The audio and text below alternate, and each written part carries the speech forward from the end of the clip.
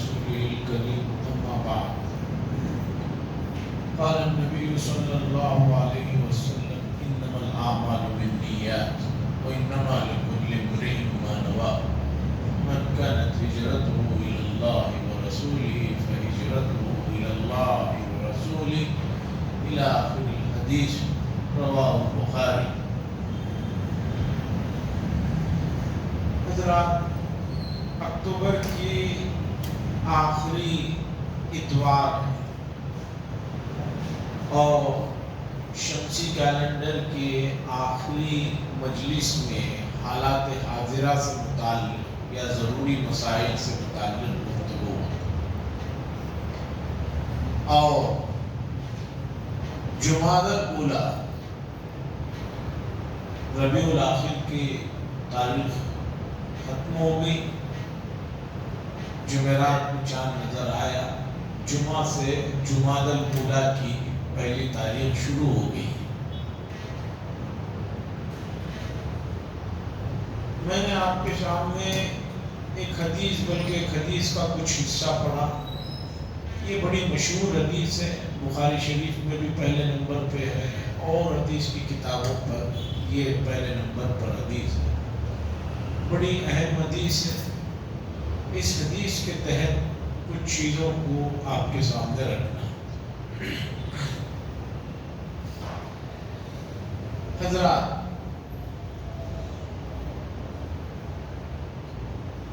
فقہ کی کتابوں میں فقہ کہتے ہیں سمجھ کو، قرآن و حدیث سے سمجھ کر اس سے نکلے ہوئے مسائل کو جن کتابوں میں جمع کیا گیا ایک ترتیب سے، اسے فقہ کی کتابیں کہتے ہیں. فقہ کی کتابوں میں ترتیب سے پہلے نماز کے مسائل، اس سے پہلے وضو کے مسائل، پھر روزے کے مسائل، زکوٰۃ کے مسائل، حج کے مسائل، نکاح کے مسائل، خرید و فروخت سے مسائل. ایک آدمی کرائے کو اپنا گھر دکان کچھ دے رہا ہے تو اس سے جڑے ہوئے قرآن و حدیث میں جو مسائل ہیں ان کو ترتیب کے ساتھ ذکر کرتے ہیں. آخر میں ایک الگ چاپٹر رکھتے ہیں ہر فقہ کی کتاب میں، مسائل شتیٰ. جو مسائل نماز سے متعلق، زکوٰۃ سے متعلق، دوسری چیزوں سے متعلق جو مسائل چھوٹ گئے تھے، الگ الگ مسئلہ آخر میں جو یاد آیا ان کو اس چیپٹر میں، مسائل شتیٰ کے چیپٹر میں رکھتے ہیں. اس میں نماز کا بھی مسئلہ رہتا ہے، زکوٰۃ کا بھی رہتا ہے. تو آج آپ سمجھیے آج کی مجلس میں کوئی ایک عنوان نہیں رہے گا. اس مسائل شتیٰ کی طرح الگ الگ عنوانوں سے جڑی ہوئی چیزیں جو میں خاص طور پر دیندار طبقے جو مجھ سے پوچھتے ہیں یا جو میں محسوس کرتا ہوں ان کو آپ کے سامنے رکھوں گا. اس لیے سننے والے یہ نہ پوچھیں کہ بھئی حضرت نماز کا بھی مسئلہ بول رہے تھے، حضرت میں زکوٰۃ کا بھی بول رہے تھے، اس کا بھی بول رہے تھے، اس کا بھی بول رہے تھے. یہ مسائل شتیٰ جیسے چاپٹر فقہ میں ایک آخر میں ہوتا ہے، اس طرح کا یہ چاپٹر ہے آج کا. پہلا مسئلہ میں یہ لے کر آیا جو بہت حساس مسئلہ ہے. عموماً اس پر کچھ کہنا سننا بڑا مسئلہ ہوتا ہے، لوگ اس سے شاید متفق ہوں نہ ہوں، لیکن سلگتا وہ مسئلہ ہے. جیسے کہ آپ جانتے ہیں سفر کے بعد ربیع الاول کے مہینے میں شادیاں شروع ہوئی ہیں اور مسجد کے اماموں کو تو معلوم رہتا ہے کہ بھئی کتنے شادیاں ہو رہی ہیں. گزشتہ ایک مہینے سے اتنے نکاح ہو رہے ہیں، خاص طور پر ہفتہ، اتوار، جمعرات، کوئی دن خالی نہیں. ابھی میں کیلنڈر میں جو لکھ کے رکھا ہوں 11 نومبر تک کوئی ڈیٹ خالی نہیں ہے. صرف ایک محلے کا ایک حصہ ہو سکتا ہے کہ جو نکاح ہماری مسجد سے متعلق نہ ہو دوسری مسجد میں ہو رہے ہیں، ایسے کتنے ہی ولیمہ جو معلوم ہے، جو متعلقین ہیں ان کے نکاح کی جو تاریخیں میرے پاس ہیں وہ تقریباً 11 نومبر تک کی جو ہے ڈیٹیں ہیں۔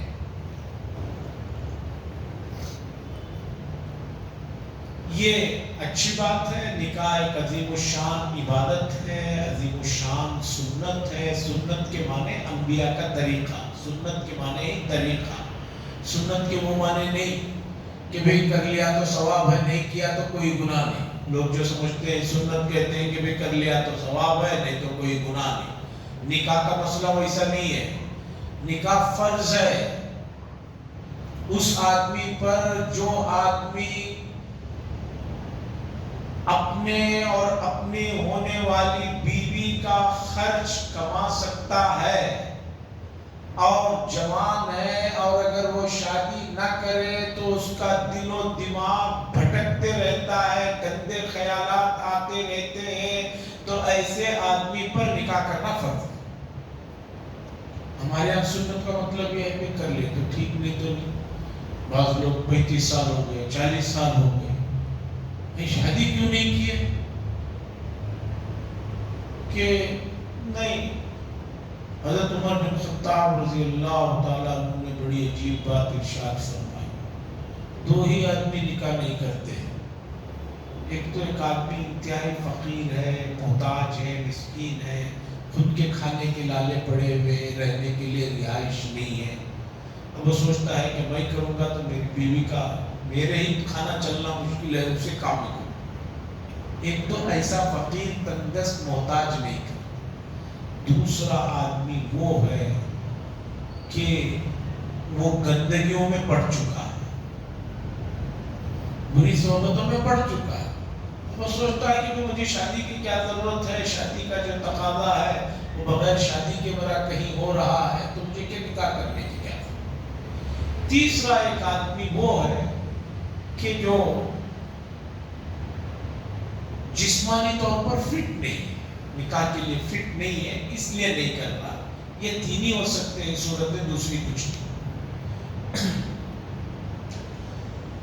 ہم یہ جانتے ہیں کہ نکاح کو آدھا ایمان کہا گیا، یہ بھی سمجھیے آج کہ بھئی نکاح آدھا ایمان کیسے؟ حدیث میں ہے کہ نکاح آدھا ایمان ہے، اور جس نے نکاح کر لیا اس نے ایمان کو مکمل کر لیا، اسے چاہیے کہ اللہ سے ڈرے نکاح کی معاملے۔ نکاح کو آدھا ایمان اس لیے کہا گیا ہے کہ شریعت میں پاکی صفائی آدھا ایمان ہے۔ اب پاکی صفائی سے کیا مراد؟ صرف کپڑے پاک پہن لینا، روزانہ 2 مرتبہ غسل کر لینا، اتنے کا نام تو پاکی صفائی مکمل ہے۔ پاکی صفائی کا ایک حصہ ہے یہ، پاک صاف کپڑے پہنا، نہانا دھونا، اور پاکی صفائی میں بھی ظاہری لوگ مکمل نہیں ہیں۔ ناخن مہینہ ہو جا رہا ہے کاٹنے کی فرصت نہیں، مونچھ کے بعد ہونٹ چھپ جا رہے ہیں، کم کرنے کے محتاج نہیں، زیر بغل مہینے گزر جا رہے ہیں، پاک صاف نہیں کر رہے، زیر ناف پاک صاف نہیں کر رہے۔ مجھے اتنی حیرت ہوتی تھی، 10 سال کا عرصہ مکہ المکرمہ میں رہا، لوگ آتے، اس زمانے میں ایسی بھیڑ بھاڑ نہیں ہوتی تھی، آ کر جو ہے کہتے بھی ذرا عمرہ کرا دیجئے، دوست احباب کوئی کسی کے حوالے سے فون کر کے۔ اب وہ شال ڈالنا پڑتا ہے احرام میں، یہاں سے نیچے سے، احرام تو معلوم ہے آپ کو کہ یہ بغل کھلی رکھنی ہے۔ جب ان کو نہیں معلوم، ہم جو ہے حضرت دکھاؤ بولتے ہیں، جب وہ احرام ڈالنے جاتے ہیں، جب وہ ہاتھ اٹھاتے ہیں تو پتہ چلتا ہے آدمی احرام باندھ کر مکہ آ گیا ہے، اس کی دیکھی حالت ایسی ہے کہ مہینے سے زیر بغل پاک نہیں کیا۔ اندازہ لگائیے کہ یہ فطرت کی چیز ہے۔ لوگ سمجھتے ہیں 40 دن تک اجازت ہے، یہ مسئلہ ہی سب سے پہلی بات غلط ہے۔ کوئی آدمی ایسے حالات میں، ایسے واقعات میں پڑ گیا ہے کہ بھئی قید میں ہے، وہاں سے وہ سہولت نہیں ہے، تو آخری مدت اس کے لیے 40 دن ہے۔ جو آدمی نارمل کھا رہا ہے، پی رہا ہے، گھوم رہا ہے، دن میں 10 گھنٹے 5 گھنٹے فون پہ برباد کر رہا ہے اور جوان ہے، اچھا کھانے پینے کا آدمی ہے اور استعمال میں میٹھا پانی ہے، تو 8 سے 10 دن میں پاک صاف کرنا ضروری ہے۔ میٹھے پانی کی وجہ سے جسم کی نشو و نما زیادہ ہوتی ہے، بال ہوتی ہے۔ فقہاء نے مسئلہ لکھا ہے، میٹھا پانی جیسے کاویری کے، کوئی آدمی کاویری کا پانی ہمیشہ نہاتا ہے، پیتا ہے، کرتا ہے، نشو و نما زیادہ ہے، جوان آدمی ہے، اچھا کھانا پینا ہے، اس کے لیے نہیں۔ آپ نے دیکھا ہوگا ہر آدمی کے ناخن اور بال ایک جیسے نہیں بڑھتے، چھوٹے بچوں کے دیکھو 8 دن میں بہت بڑھ جاتے ہیں۔ تو اس لیے باقی صفائی کی بات آپ سمجھ لیے تو آگے سمجھیے۔ نکاح کا مقصد کیا ہے؟ اللہ نے ازدواجی تعلق کا جو حکم دیا، کیوں دیا؟ حدیث میں اس پر اتنی تاکید کیوں آئی ہے کہ اے معاشر الشباب من استطاع منکم الباءۃ فلیتزوج، جو تم میں سے قدرت رکھتا ہے اسے چاہیے کہ وہ نکاح کرے، اگر وہ نکاح نہیں کر سکتا تو اسے چاہیے کہ وہ مسلسل روزے رکھے۔ مسلسل روزے رکھے اس لیے کہ مسلسل روزے رکھنے سے اس کی طبیعت کی گرمی ختم ہوگی اور اس کی آنکھوں کی بھٹکنے کی جو عادت ہے وہ کم ہوگی۔ نکاح کا مقصد ہے روح کو پاک صاف کرنا، خیالات کو منتشر ہونے سے بچانا،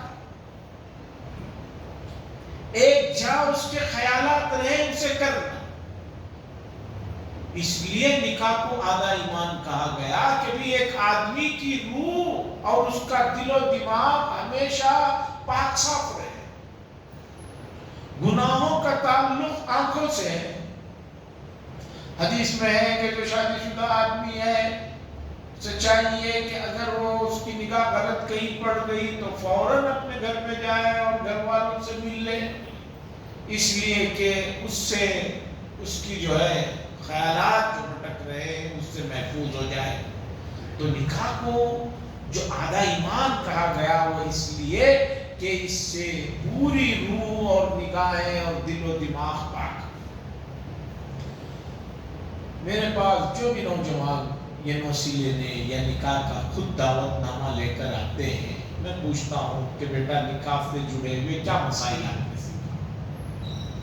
کچھ نہیں ہے، کپڑے بنا رہا ہوں، کوٹ بنا رہا ہوں، وہ شیروانی بنا رہا ہوں، وہ جوتے لے رہا ہوں۔ ان کو بٹھاتا ہوں نکاح کی یہ نیت۔ اور دوسرا، نکاح سے متعلق جہاں اتنی چیزوں کو اگر آپ بیسک نہیں سمجھائیں گے تو طلاق اور خلع نہیں رکیں گے۔ آپ کو معلوم ہے کہ صرف چھوٹے چھوٹے مسلم علاقوں میں طلاق اور خلع کا کتنے فیصد شرح ہے؟ اندازہ نہیں ہے۔ 50% سے زیادہ نکاح ٹوٹ رہے موجودہ زمانے میں۔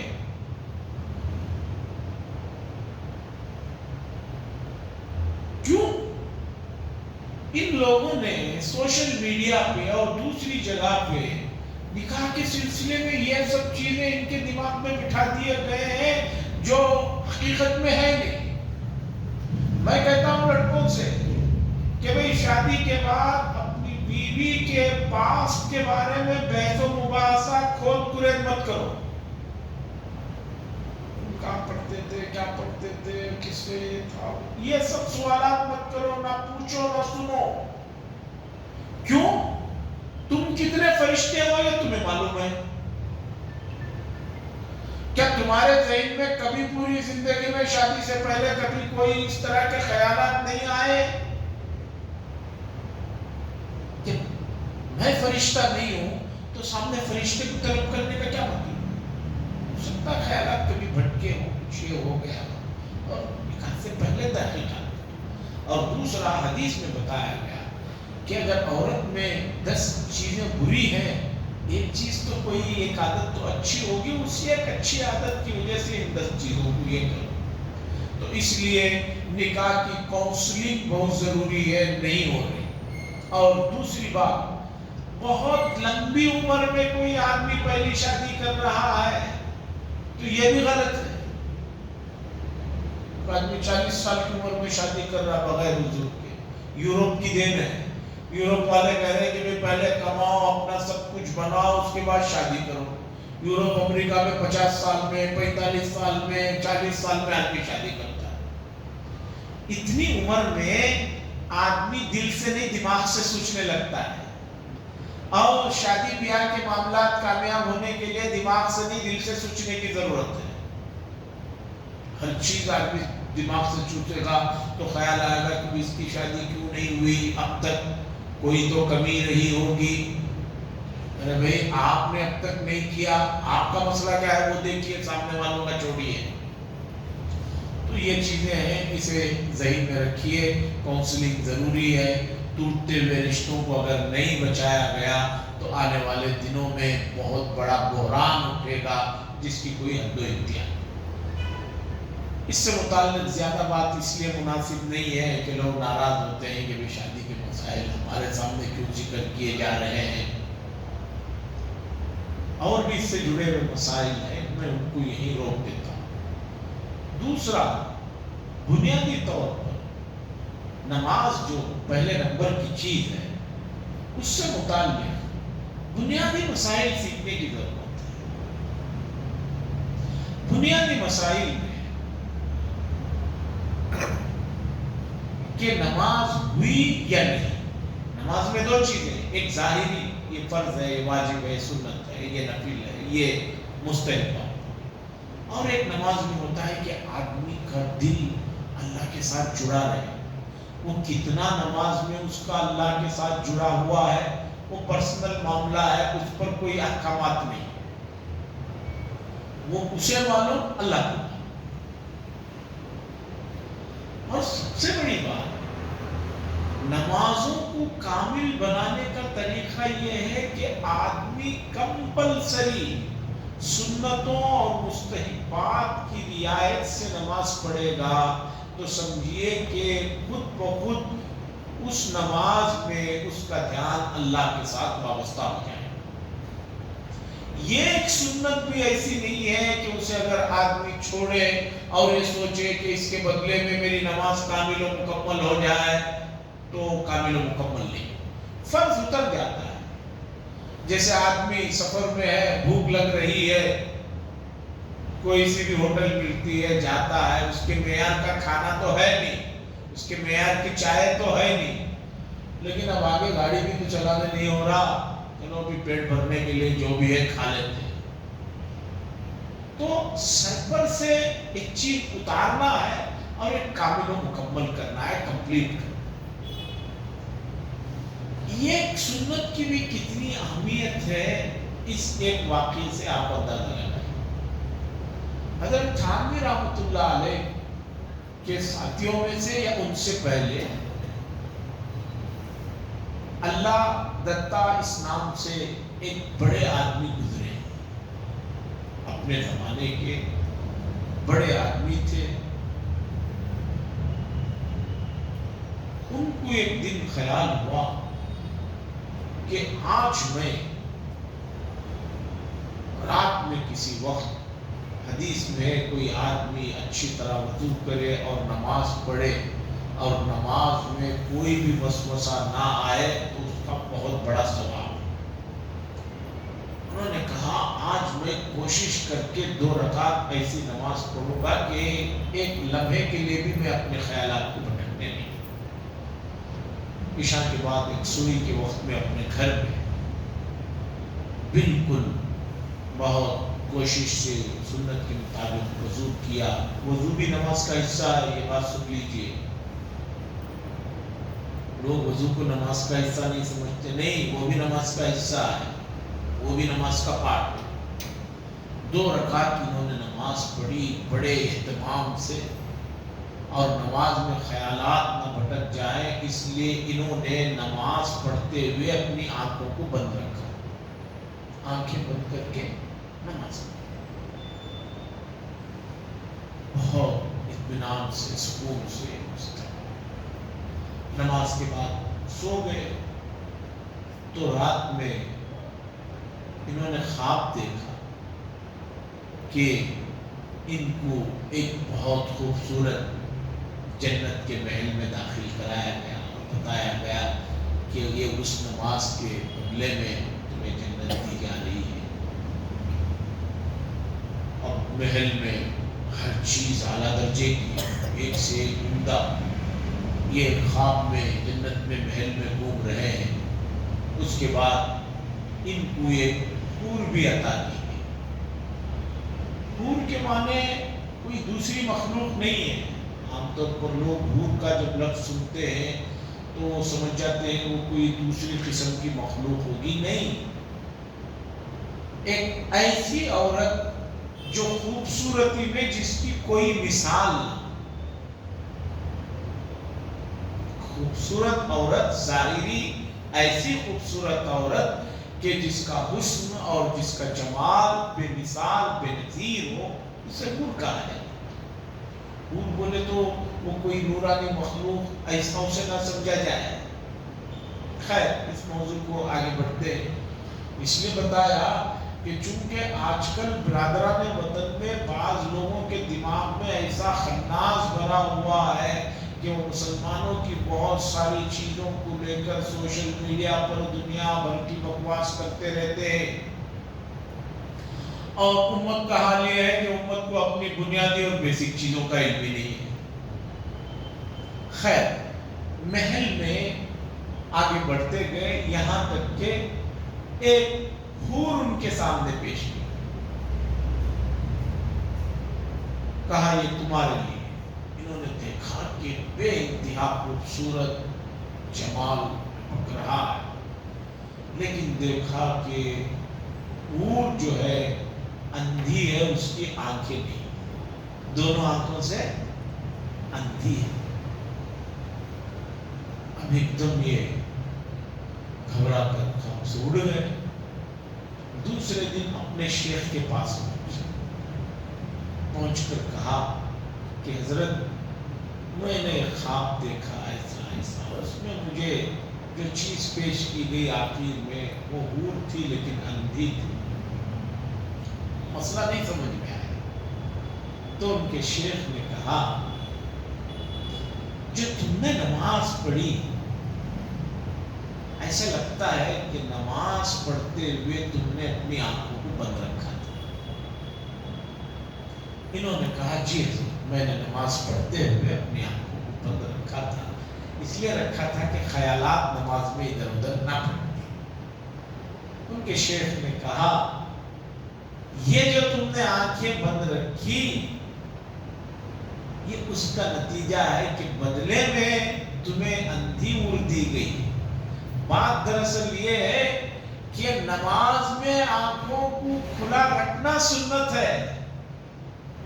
تم نے اپنے طرف سے یہ سوچا کہ بھئی آنکھیں بند رکھوں گا تو خیالات سے محفوظ ہوں گا، یہ جو تم نے خلاف سنت اتنا سا جو کام کیا، اگرچہ تمہاری نیت اچھی ہے، یہ اس کا نتیجہ تمہیں صورت میں بتایا گیا کہ نماز کی ایک سنت بھی ایسی نہیں ہے کہ جسے آدمی نظر انداز کرے۔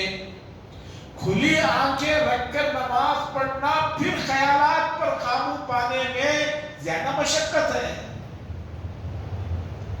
زیادہ طاقت، زیادہ لوڈ پڑتا ہے۔ لوڈ پڑنا چاہیے۔ آپ اپنے نفس سے نماز کے اندر جو ہے جہاد کر رہے ہیں، نماز سے آپ نماز کے اندر اپنے خیالات سے جنگ کر رہے ہیں، اس کو بھٹکنے نہیں دے رہے ہیں۔ نماز میں آپ 2 منٹ میں دیکھیے کہ آدمی پورے آگے پیچھے کے تمام حسابات کمپلیٹ کر لیتا ہے۔ ایک آدمی امریکہ تک جا کر واپس آ جاتا ہے، UK ایئرپورٹ تک جا کر واپس آ جاتا ہے، دوسرے وقت میں خیال کرنا چاہے تو نہیں آتے۔ خیال نماز میں کسی کو ادھر ادھر کا نہ آئے۔ اگر کوئی ایسا سوچتا ہے تو وہ غلط خیالات آئیں گے۔ خیالات کو کھینچنا نہیں ہے، فوراً روک دینا، فوراً خیال کی طرف متوجہ ہو جانا۔ فوراً نماز میں کسی دوسری چیز کی طرف آپ نماز میں جو پڑھنے والے ہیں یا پڑھ رہے ہیں اس کی طرف متوجہ ہو جائیں. بتانا یہ ہے کہ یہ ایک سنت جسے ہم نے کبھی اہمیت سے نہیں لیا.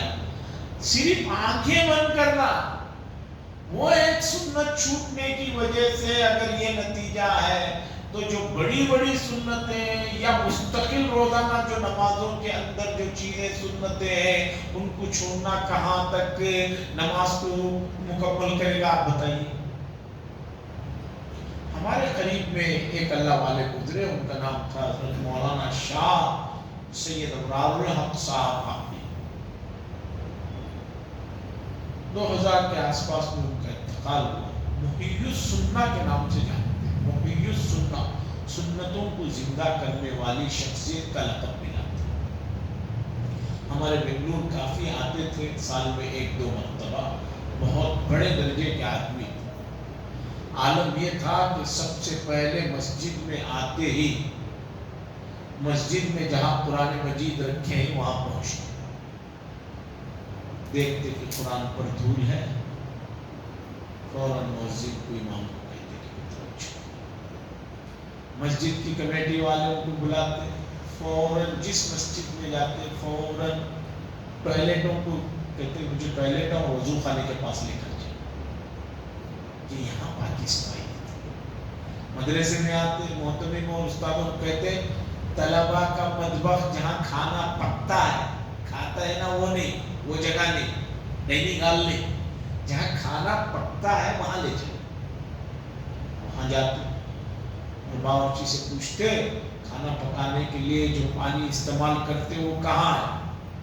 پہلے زمانے میں عموماً ٹینکیاں ٹوٹیاں جو اس طرح کی ہوتی تھی کہ اس سے حضرت کی وہ جو چھڑی میں بیٹری ہوتی تھی, بیٹری ڈال کے دیکھتے پانی میں, کیونکہ کہیں کیڑے وڑے باقی صفائی کرتے. پوچھتے طلباء کے لیے ٹوائلٹ کہاں ہے, اساتذہ کا کہاں, اور دیکھتے دونوں میں فرق ہے پاکی صفائی میں, کہتے یہ نہیں چلے گا. حضرت مولانا شاہ ابرار الحق صاحب وہ جہاں جاتے وہ کہتے کہ بھی نماز کی سنتوں کو یاد کرو, کراؤ. نماز میں 51 سنتیں 52 سنتیں ان کو یاد کرو. قرات کی الگ سنتیں, کھڑے ہونے کی الگ سنتیں, رکوع کی الگ ہیں, قیام کی الگ ہیں, سجدوں کی الگ ہیں. مثال کے طور پر آپ نے دیکھا ہوگا عموماً لوگ قیام میں جو کھڑے ہوتے ہیں یہ وی ٹیپ میں کھڑے ہوتے ہیں. یہ خلاف سنت ہے. ایگزیکٹ پیر قبلے کی طرف ہونا چاہیے. پیر کی انگلیاں قبلے کی طرف ہونی چاہیے, اور فاصلہ بعض لوگ ایک پیر پر کھڑے ہونے کی عادت ہے, اتنا کم بھی نہیں اور بہت زیادہ بھی نہیں. مثال کے طور پر یہ سب چیزیں نماز کو کامل و مکمل بنانے والے ہیں. بہت سارے حضرات رکعت باندھتے ہوئے یہ عموماً یوں, یہ خلاف سنت. یہ ہاتھ ہونے چاہیے نہ بالکل کھلے ہوئے نہ بالکل مونچھے ہوئے, اپنی پوزیشن میں رکھ کے کاندھے تک لائے یا لو تک لائے. مثال کے طور پر سجدے میں دکھاتا ہوں آپ جو بڑی غلطی کرتے ہیں لوگ, جس سے بعض مرتبہ نماز بھی فاسد ہو جاتی ہے.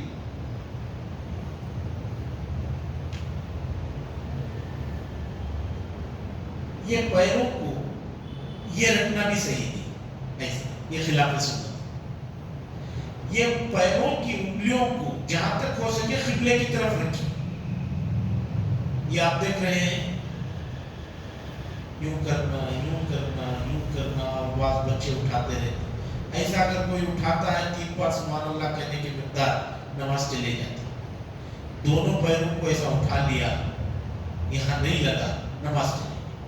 اب یہ رکھنا یہ بھی صحیح نہیں, خلاف سنت. دونوں پیروں کی انگلیوں کو جہاں تک ہو سکے, اب جیسے میں نے قبلے کی طرف مدوڑا ہے اس طرح مدوڑے.